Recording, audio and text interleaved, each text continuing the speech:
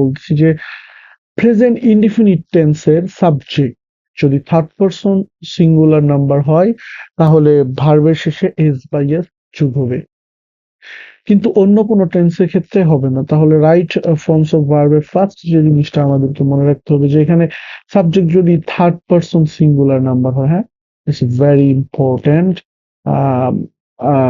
Rules আমরা জানি। তারপর বিশেষ করে যারা ছোট ক্লাসের তারা এটা ভুল করি যে আমার সাবজেক্টটা যদি থার্ড পারসন সিঙ্গুলার নাম্বার হয়, মানে এটা হচ্ছে আমার সাবজেক্ট, তাই না? প্রথমে যেটা আছে হি, এখানে যে হি, তো এইটা হচ্ছে থার্ড পারসন সিঙ্গুলার নাম্বার। আমরা জানি থার্ড পারসন সিঙ্গুলার নাম্বার আসলে কি কি। তারপরেও দেখো যে হি, এটা থার্ড পারসন সিঙ্গুলার নাম্বার, এটা তো দেওয়া আছে। আর কি আছে? আর আছে শি, তাই না? আচ্ছা, এই কিবোর্ডে লিখতে একটু সমস্যা, বাট তোমরা বুঝলেই হলো। হি, শি, আর কি হতে পারে? It, isn't it? আচ্ছা, it. This is also third person singular number. নাম, এনি নেম, তাই না?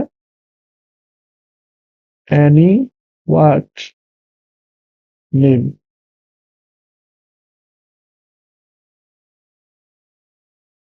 আচ্ছা, এনি নেম। তার মানে এখানে রহিম, করিম বা হচ্ছে আকাশ, এনি নাম, এগুলো হচ্ছে থার্ড পারসন সিঙ্গুলার নাম্বার। তো ভার্ব যদি সাবজেক্ট যদি থার্ড পারসন সিঙ্গুলার নাম্বার হয় তাহলে ভার্বের সাথে কি হয়েছে? এস বা ইয়েস। আমরা যদি এই উদাহরণটা খেয়াল করি, এই দুইটা উদাহরণ দেখো, এই দুইটা উদাহরণে কি দেওয়া আছে যে সাবজেক্টে হি আছে। হি একটা থার্ড পারসন সিঙ্গুলার নাম্বার। আমরা জানলাম যে থার্ড পারসন সিঙ্গুলার মধ্যে হি, হি একটা কি থার্ড পারসন সিঙ্গুলার নাম্বার। এবং এই জন্য আবার কি হয়েছে, ভার্বের শেষে এই যে ইট এর সাথে ইটস হয়ে গেছে, যে হি ইটস রাইস। ওকে, তো এখানে হি না হয় যদি শি হতো same, she eats rice any name. ধরো আমি বললাম যে Raju, Raju eats rice because Raju is third person singular number. Okay, same.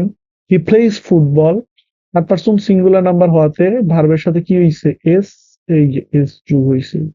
So এখানে যদি অন্য কিছু থাকতো, কারো নাম বা শি অথবা আদার্স, ইট, তারপরেও ভার্বের সাথে এস যোগ হতো। সো আমরা বেসিক ফার্স্ট যে রুলটা আমরা সবসময় মনে রাখবো যে সাবজেক্ট যদি থার্ড পারসন সিঙ্গুলার নাম্বার হয় ভার্বের সাথে এস বা ইয়েস যোগ হবে। হ্যাঁ, আর এখানে আমি যেটা বলতে চাই আরেকটা জিনিস, যে আমরা জানি পার্সন হচ্ছে তিন প্রকার: ফার্স্ট পার্সন, সেকেন্ড পার্সন, আরেকটা কি থার্ড পার্সন। ফার্স্ট পার্সন হচ্ছে কোনগুলা? যেমন আমি সম্পর্কিত যে প্রোনাউন গুলো আছে, আই, উই, আস, আওয়ার ইত্যাদি। আর সেকেন্ড পার্সন কোনগুলা? ইউ, ইউর, ইউরস, মানে তুমি সম্পর্কিত।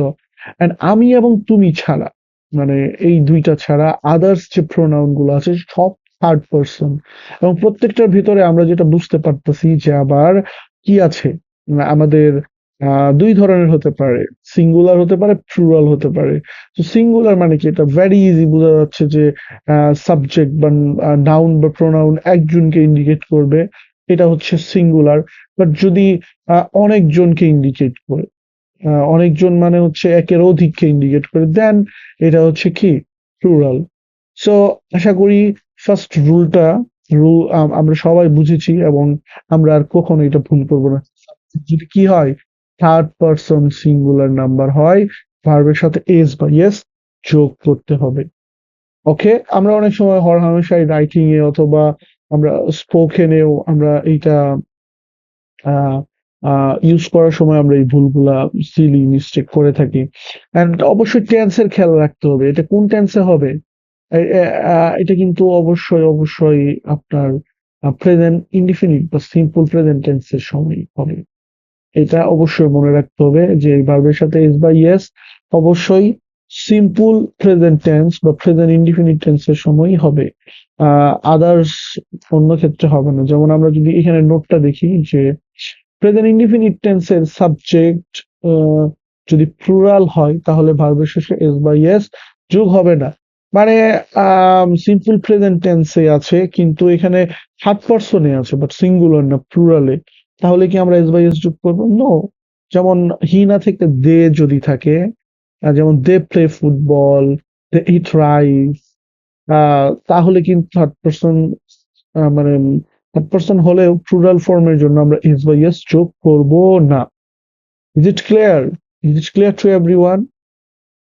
I hope it is clear. And next, second rules আমরা যেটা দেখতেছি যে প্রেজেন্ট ইনডিফিনিট টেন্সের subject third person singular number হলেও সেটি নেগেটিভ সেন্টেন্সে যদি হয় তাহলে ডাজ নট ব্যবহৃত হয়, তবে ভার্বের শেষে ইস বা ইউস যোগ হবে না। আচ্ছা, এটা কেন আমরা এখানে লিখলাম? কারণ হচ্ছে প্রেজেন্ট ইনডিফিনিট টেন্স যদিও ব্যবহৃত হয়েছে এবং থার্ড পারসন সিঙ্গুলার নাম্বার হয়েছে, বাট যখন নেগেটিভ করব আমরা এটা মনে রাখবো যে কোনো মানে ফরমেশনে আমরা যখন নেগেটিভ করব, এটা পাস্ট টেন্স হোক প্রেজেন্ট টেন্স হোক, নেগেটিভ করার পর অথবা ইন্টারগেটিভ করার পর আমাদের যে ভার্বটা থাকবে সেই ভার্বটা সবসময় বেস ফর্মে হবে। ভার্বটা কি হবে? বেস ফর্মে হবে। মূল ভার্বটা সবসময় বেস ফর্মে হবে। এই জন্য এখানে এস বাই এস, ইভেন যদি আমার সরি, যদি পাস্ট টেন্সেও হয়, যদি আমি ডিড কে সামনে আনি তারপর আমার কি হবে না, যে ভার্বটার পাস্ট ফর্ম হবে না, প্রেজেন্ট ফর্ম হবে। যেমন আমরা এইটাতে যদি দেখি he third person singular number, but negative করার জন্য আমরা কি এনেছি এখানে? ডাজ এনেছি। হ্যাঁ, ডাজ আনার পরে does not, he does not go to school. So দেখো এখানে কিন্তু গো এর সাথে এস বা ইয়েস যোগ করা লাগেনি, কারণ আমরা এখানে নেগেটিভ করার জন্য ডাজ কে ব্যবহার করেছি। ঠিক তেমনি ভাবে আমরা পরের বাক্যটা দেখি যে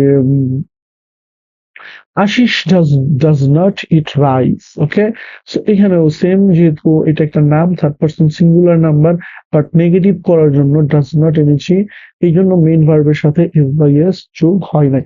তাহলে দেখো আরেকটা যে আমরা প্রিন্সিপাল যেটা বুঝলাম, যেটা আমাদের অবশ্যই মনে রাখতে হবে, আমরা যদি কোনো বাক্যকে নেগেটিভ করি অথবা ইন্টারগেটিভ, বোথ, দুই ক্ষেত্রেই আমরা যখন কোনো আম, আম, আমরা যখন ডু ডাজ বা ডিড এর ব্যবহারটা করব, তখন এরপরে যে ভার্বটা হবে সেটা বেস ফর্ম হবে। ওকে, আচ্ছা, দেখো এখানে যে আরেকটা রুলস আছে সেটা হচ্ছে যে পাস্ট টেন্স আর ফিউচার টেন্স হলে ভার্বের শেষে এস বা ইয়েস যোগ হবে না, তখন টেন্সের স্ট্রাকচার অনুযায়ী ভার্ব বসবে।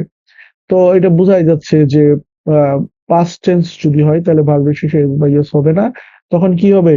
টেন্সের স্ট্রাকচার অনুযায়ী বলবে। যেমন হি ওয়েন্ট টু স্কুল, আচ্ছা এটা তো পাস্ট ফর্ম হয়ে গেছে। He will go to school, এই যে অক্সিলারি ভার্ব আছে, মডাল অক্সিলারি, এরপরে সবসময় ভার্বের বেস ফর্ম হবে, তো দরকার নেই এস বা ইয়েস। তাহলে আমরা শুধু একটা ক্ষেত্রেই ভার্বের সাথে এস বা ইয়েস যোগ করতে পারবো, যদি কি হয়? Subject third person singular number হয়। বাট সাবজেক্ট যদি থার্ড পারসন প্লুরাল হয় তাহলে কিন্তু আমরা ভার্বের সাথে এস বা ইয়েস যোগ করতে পারবো না।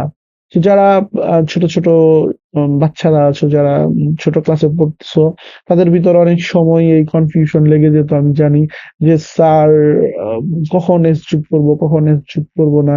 সো আই হোপ এটা তোমাদের ক্লিয়ার হয়েছে। দেখো আরেকটা জিনিস বলি, এখানে যদি প্রোনাউন এগুলা না থেকে যদি থাকতো ধরো অন্য কিছু, দা বয় এরকম থাকতো, কি করতো তাহলে?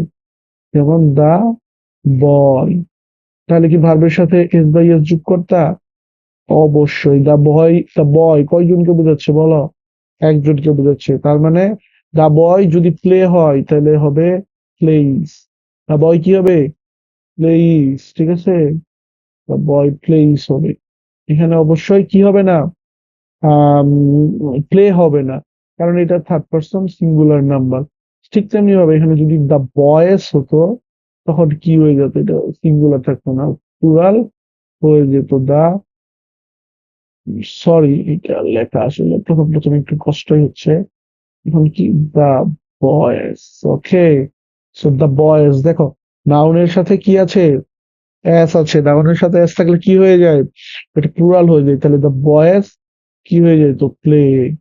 হ্যাঁ, এটা আরেকটা জিনিস একটু মাথায় রাখবো, যে অনেকে এইটা উল্টাপাল্টা লাগাই ফেলো, যে কি আহ যদি এরকম হি সি ইট কোনো নাম ছাড়াও যদি এরকম নাউন থাকে এবং নাউনের সাথে শুধু যদি এস বা ইয়েস যুক্ত থাকে, তখন এটা কি হয়ে যায়? স্বাভাবিকভাবে প্লুরাল হয়ে যায়। আর যদি এরকম যুক্ত না থাকে তাহলে কি হয়ে যায়? তাহলে এটা সিঙ্গুলার। তো সেই ক্ষেত্রে এস যোগ হবে। আর যখন প্লুরাল হয়ে যাবে তোমার সাবজেক্টটা নাউনটা, তখন এস যোগ হবে না। সো এইটাই ছিল আমার আজকের ক্লাসের বিষয়বস্তু। আশা করি তোমরা সবাই বুঝতে পেরেছো। আমরা